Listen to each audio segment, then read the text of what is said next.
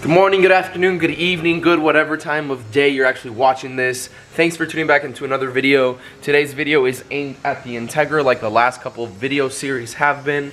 Today we're actually going to be installing some parts from FCS that we received in the mail yesterday. Before we start on that, I just want to do a quick comment. We're about to hit 40,000 subscribers. Thank you guys so much for the support over the last couple months and the last couple years if you've been with us that long.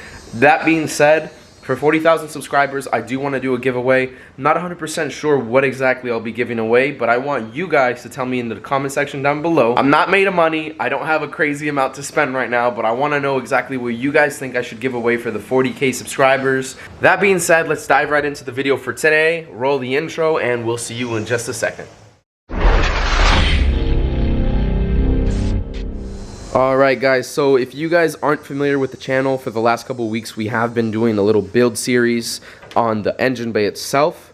We've done a part 1, 2, and 3 of how to shave your engine bay, and obviously I haven't touched this in a couple days, so there is a little bit of surface rust building up. Not that we're worried about, because that with a little sandpaper is going to come right up. But one of the very important things that shouldn't be overlooked when shaving or prepping an engine bay for a race car that you have a lot of torque and movement in the engine bay and whatnot is the mounts themselves. So if you get a fully solid mount or a very thick insert mount, you still rely on a very weak point in the engine bay, that being this thin piece of metal, which is the brace or the bracket, whatever you want to call it, that actually attaches to the body. Now, if you look at how thin this is, it works. It definitely has been proven. But a lot of people who have flex issues end up adding an extra tab onto their traction bar or weight plate, whatever you want to call it, to actually run a mid plate and have it as solid as to the chassis as possible, because those mount points still cause a little bit of flex within the body itself. FCS Jason, huge thank you to helping us out with this video, actually came up with a new idea to try to prevent this. You can still run the traction bar mid plate, of course, but this is going to make it so much better. We have a nice piece of thick steel. This is stamped out to size. It comes with the bends that you need exactly and requires a little bit of cutting onto the engine bay itself. But if you are prepping an engine bay or doing modifications here and there, a little cutting isn't going to be anything.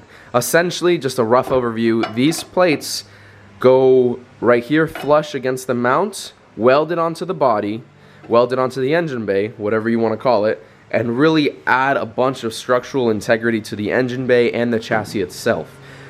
Rough estimate, this adds, I believe, a little over 200% strength to this, which is just beyond amazing. But not only does it come with a front plate, it also comes with a back plate right here, which basically boxes everything in, ties in a lot more strength to the body, not just on the driver's side, but on the passenger side itself. Also has more brackets. This one sits back there. This one sits up here. Now for where the bolts attach, we have this nice TIG welded piece of steel. I'm not exactly sure what this is called, but essentially it's going to be welded right in place with this front bracket, just to add some more strength to actually where the bolt attaches itself. Obviously this will sit right in here, and you're still going to be able to access it with a regular socket. It doesn't have to be anything special. Let me show you in the light. That'll be sitting right in that groove. A socket fits over it perfectly, has the right clearance for everything.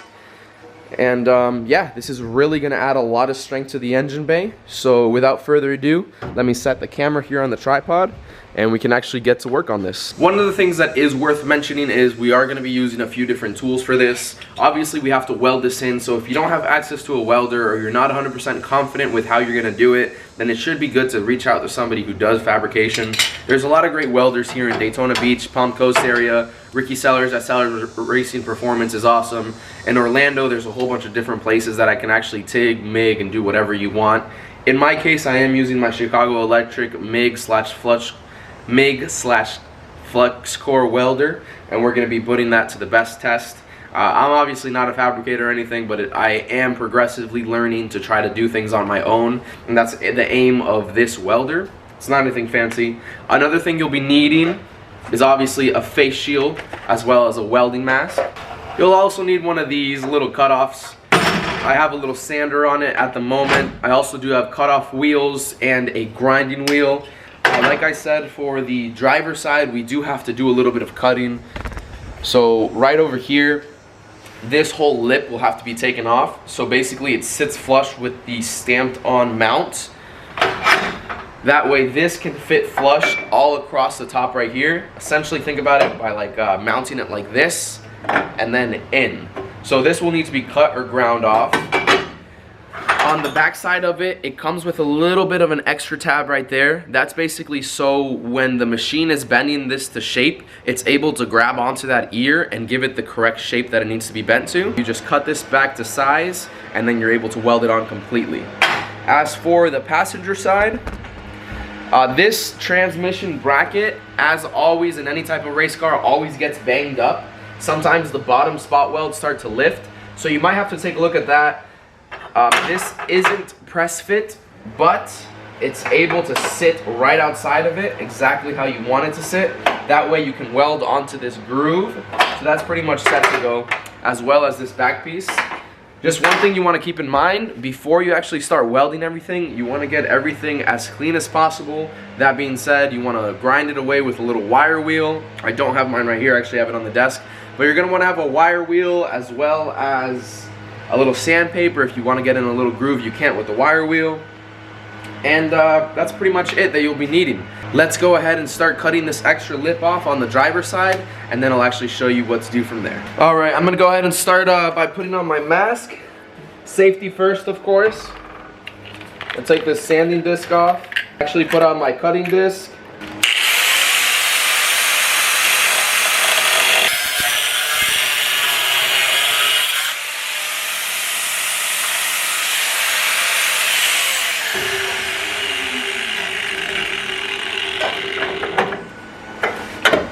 Pretty close right there. I'm still going to cut a little bit more off. I'm going to try to get this flush as possible with the rest of the body line.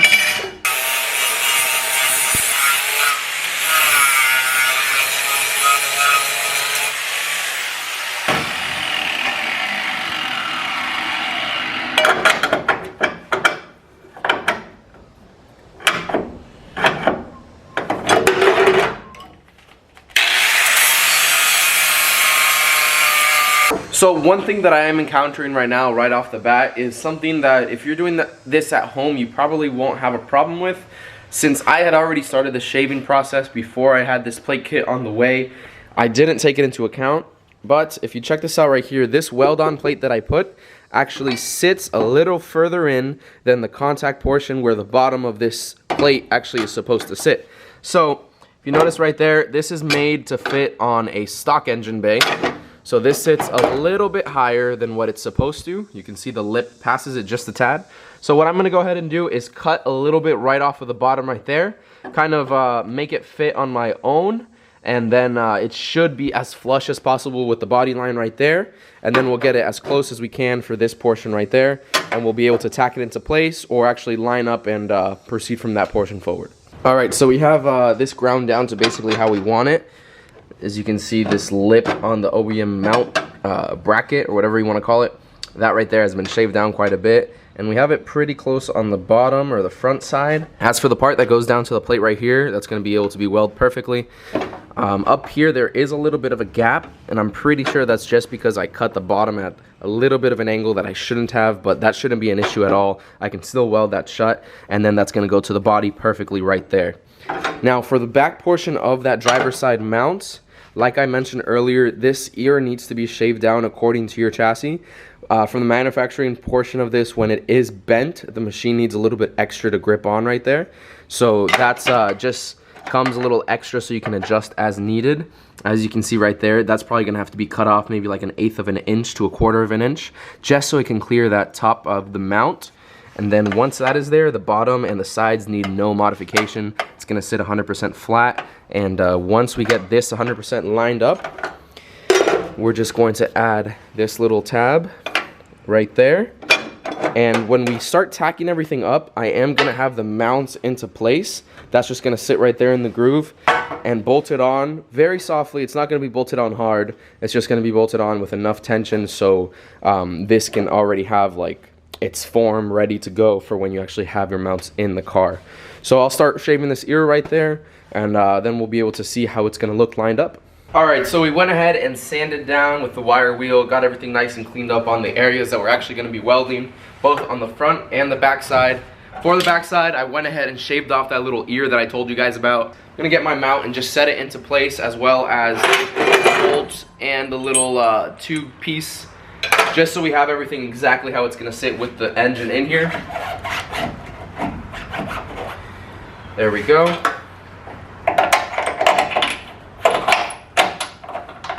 Bolt through. Now I'm going to get it just snug. Right there is about good, and I made sure that there was a little bit of space on each side of the socket, that way it's pretty much centered. And then put this bracket right over top of it, and it looks good. I'm just going to get the spot exactly. I'm actually going to loosen it up just a tad. There we go. That's it. Sits pretty close to the body. I'm going to keep it nice and loose like this so we can tack it into place. Then I'll tighten the mount. Looks good on this side as well. Just going to first tack it into place like I said, and then we'll actually start welding after that point. Like I said, I'm just going to tack it in a few spots. That way we can go from there.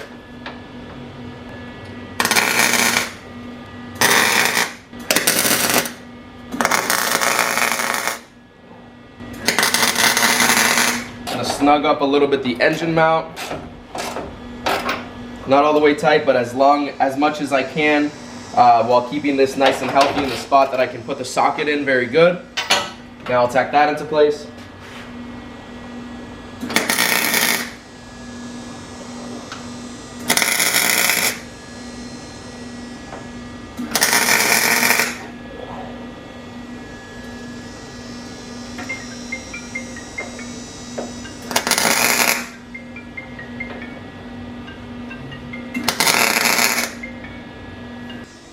Got 1, 2, 3, 4, 5 tacks onto the plate itself, and then 1, 2, 3, 4 tacks onto the tube where the actual engine bolt goes through, or the engine mount bolt goes through. I'll show you right there. It sits right in that groove. Now I'm going to go ahead and tack on the back piece, and after I get a few more tacks to make sure that it's strong in place, I might actually take this out, just because the rubber insert, I don't want it getting burnt up or anything, but it's looking pretty good right there. Alright, I'm going to start on the back piece right now. This one's a lot easier since we don't actually have where the bolt goes through. This one just kind of sits up against it.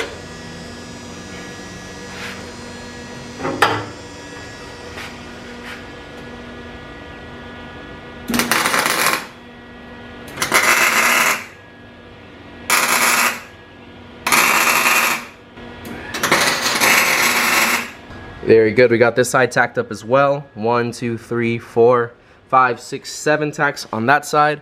Now I have to get the body tacked up right there, and then I can actually start welding around the whole seam right there. But yeah, right off the bat it already looks pretty good. I still have a little bit of play in the engine mount just because I haven't tightened it all the way yet. But it's pretty good. Yeah, man, pretty happy with it. Okay, so I took the engine mount out just so I can do a little bit more. I don't want the rubber insert actually getting warm or anything. But now that that's out, we can do a little bit more welding.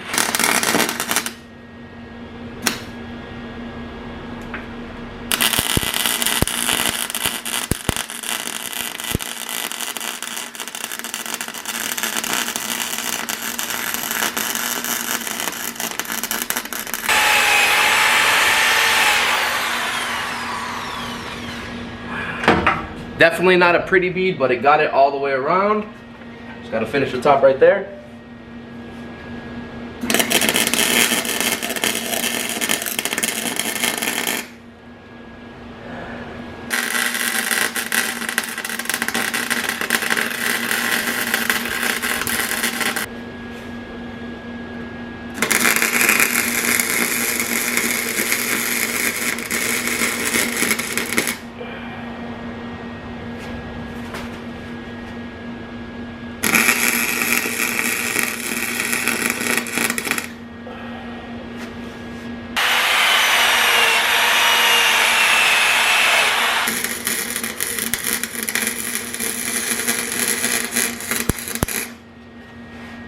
That last weld came out pretty decent right down there. Obviously this is still flux core, so it's not going to be pretty or anything. I had some trouble over on this side. I'm just going to grind it down and weld again. As for this, I didn't get full all around. I got a little bit on the top and a little bit on the sides, but obviously this needs to be cut down anyway. So before I continue welding this, I'm just going to shave it down straight and then grind it flat and then weld what I haven't been able to weld all across. But I am pretty happy for this weld right here being flux core. Obviously there's a whole bunch of splatter and whatnot, being the reason why I didn't actually start on the Bondo / bodywork before welding these plates in, because of all the splatter that's going to be all around anyway.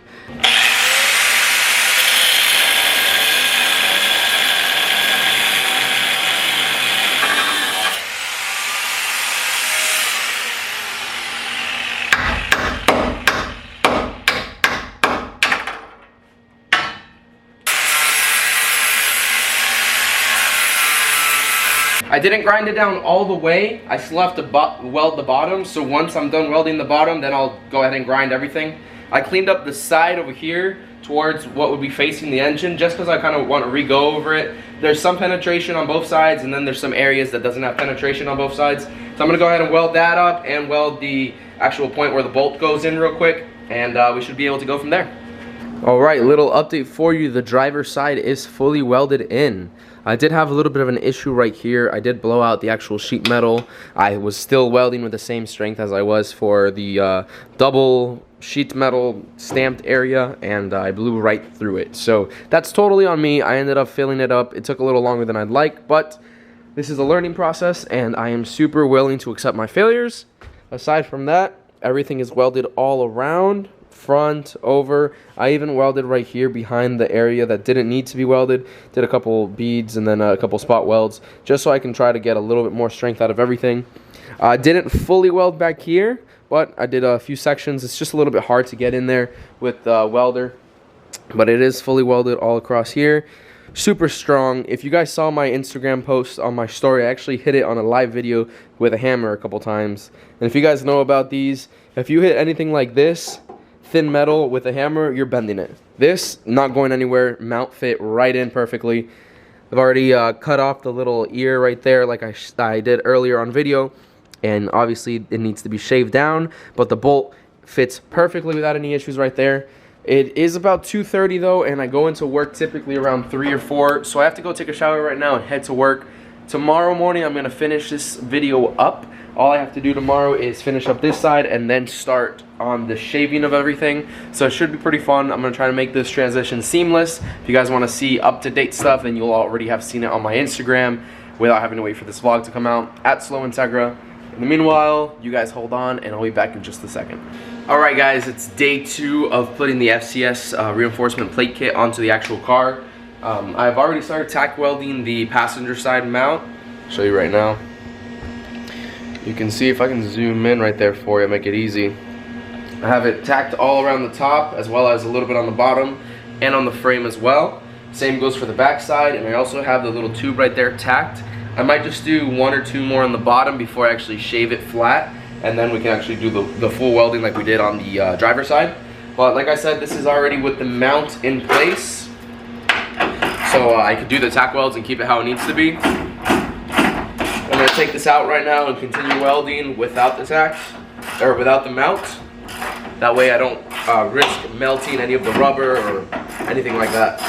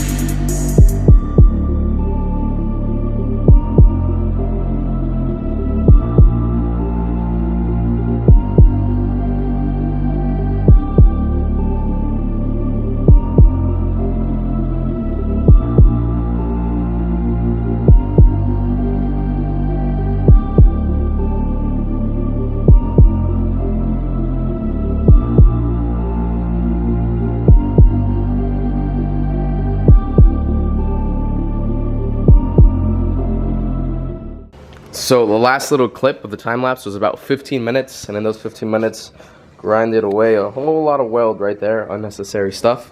And just to show you kind of the shaved aspect, passenger side, obviously, like I said, this is still getting bondoed over with, actually I just got it in the mail the other day, with our Evercoat Metal Glaze Ultra. There's that in the sun right there. Apparently I've talked to a lot of people who shave bays, and they say that this is one of the best that you can get. Actually, Vasily Garage, Daniel, he actually has that exact same stuff on his engine bay, so his engine bay looks wonderful, and that's exactly what I'm trying to go for, that beautiful crisp look. Here's on the driver's side. Obviously I haven't ground down all the way over here or right there. Kind of hard to reach places with the tool that I'm using, but I can probably get some sanding bits, which I use for porting, and then go and finish that up. As for the back of it, this weld right there, I still have to get it, just like I said, with the sanding bits. And then I ground down one right here and started on this one. I have to grind the whole engine bay right now, essentially. So I think it's going to take maybe about an hour to get it all how I want, just with the rough cuts, using the flap discs, different types of grits, and grinding wheel. So I'm not going to do a full video on that just because it is pretty self-explanatory, but I will go over it right now. Just wanted to let you guys know, for the big welds, I'm starting by cutting them down with the grinding wheel. Then I move over to a sanding flap disc. This is a 4.5 inch 60 grit. Actually, I start with a 36 if I'm not mistaken. I think I had a 36 that I was using over here. But then I go over to the higher ones, and then I finish off with like a 120 on here. And then from that point forward, we can actually use some sandpaper, like a 220, just to get everything nice and clean. And after we're done sanding all that, we can actually start to apply the Evercoat Metal Glaze, which will be in the next couple videos. I don't really think it needs to be said, but in case you didn't pick up on it, this is a very dirty job, especially grinding everything away, because you get all that dust and sand. I definitely recommend wearing a mask, like a breathing mask, and then a face shield. I wasn't using the little mask right now, but I was using the face shield. I got to put on the mask. But it is something they have to keep in conscience. I'm just wearing a plain black shirt with some black shorts right now and some black shoes. It's something that I don't really care about. Like, I'm not going to worry about this clothing getting dirty or anything, but it is definitely a dirty job. But that does pretty much sum up the video. Once again, huge thank you to Jason from FCS for hooking us up with these reinforcement plates. Definitely going to put them to great use. It's definitely going to help a lot with not only keeping the motor where it needs to be, but making sure that the shifts go in exactly how they need to. If you have any questions about the products, make sure to leave them down in the comment section below. Shoot me a DM on Instagram at Slowintegra. These products are definitely great. I'll actually link down in the description section below that exact product and where you can buy it at. And without further ado, we'll see you guys on the next video. Peace.